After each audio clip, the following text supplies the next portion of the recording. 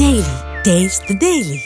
தூத்துக்குடியில் நடைபெறும் உலக முதலீட்டாளர்கள் மாநாட்டில் முதலமைச்சர் பங்கேற்றுள்ள நிலையில் 32,554 கோடி முதலீட்டில் 41 புரிந்துணர்வு ஒப்பந்தங்கள் கையெழுத்தாக உள்ளன. மேலும் 2,530 கோடி ரூபாய் முதலீட்டில் 5 திட்டங்களை முதலமைச்சர் தொடங்கி வைக்கிறார். அதன் நேரடி காட்சிகளை தற்போது பார்த்து வருகிறோம்.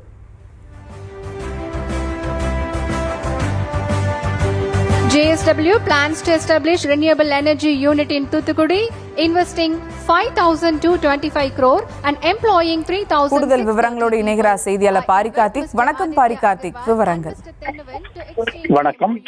தூத்துக்குடியில் தமிழ்நாடு முதலமைச்சர் திரு மு.க.ஸ்டாலின் அவர்கள் தலைமையில் தற்போது உலக முதலீட்டாளர் மாநாடு நடைபெற்று வருகிறது. சென்னையை தொடர்ந்து தற்போது தூத்துக்குடியில் இந்த மாநாடு நடைபெற்று வருகிறது. பரவலாக்கப்பட்ட வளர்ச்சியின் அடிப்படையில் தமிழகம் முழுவதும் அனைத்து மாவட்டங்களிலும் தொழிற்சாலைகளை உருவாக்கும், ஏற்கனவே இருக்கக்கூடிய தொழிற்சாலைகளில் கூடுதல் பொறுப்போடு மேம்படுத்தவும் தமிழ்நாடு அரசு சார்பில் பல்வேறு பன்னாட்டு நிறுவனங்கள் மற்றும் இந்திய பெருநிறுவனங்களுடன் ஒப்பந்தமானது கையெழுத்திடப்பட்டு வருகிறது. அதன் அடிப்படையிலே இன்றையதன் நடக்கும் இந்த உலக முதலீட்டாளர் மாநாட்டில் 41 நிறுவனங்களுடன் புரிந்துணர்வு ஒப்பந்தம் கையெழுத்திடப்பட்டு வருகிறது. முதலமைச்சர் முன்னிலையில் இந்த ஒப்பந்தங்களானது கையெழுத்திடப்பட்டு வருகிறது.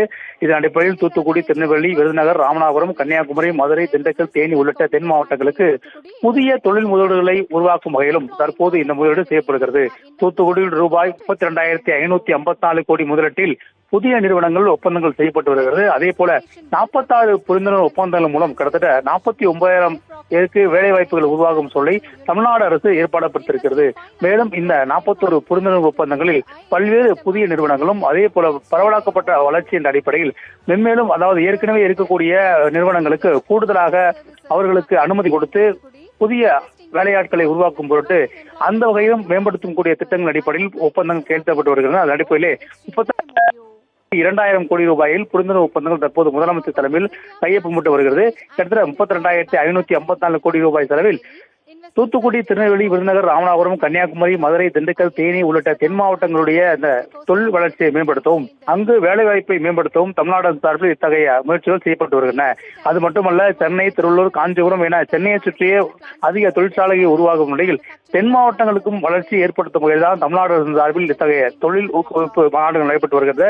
அதன் அடிப்படையில் 2வது முறையாக சென்னையை தொடர்ந்து தற்போது தூத்துக்குடியிலும் உலக முதலீட்டாளர் மாநாடு நடைபெற்று வருகிறது. அந்த மாநாட்டின் போது பன்னாட்டு நிறுவனங்கள், இந்திய பெருநிறுவனங்களைச் சேர்ந்த முக்கிய அதிகாரிகள் மற்றும் உறுப்பினர்களும் முதலமைச்சர் முன்னிலையில் இந்த ஒப்பந்தத்தில் கையெழுத்திடப்பட்டு வருகிறார்கள். Pratiksha Green Fuels Limited, a French multinational, plans to கூடுதல் establish விவரங்களுக்கு நன்றி Pari Karthik. biochar manufacturing plant in Madurai. Taste the Daily.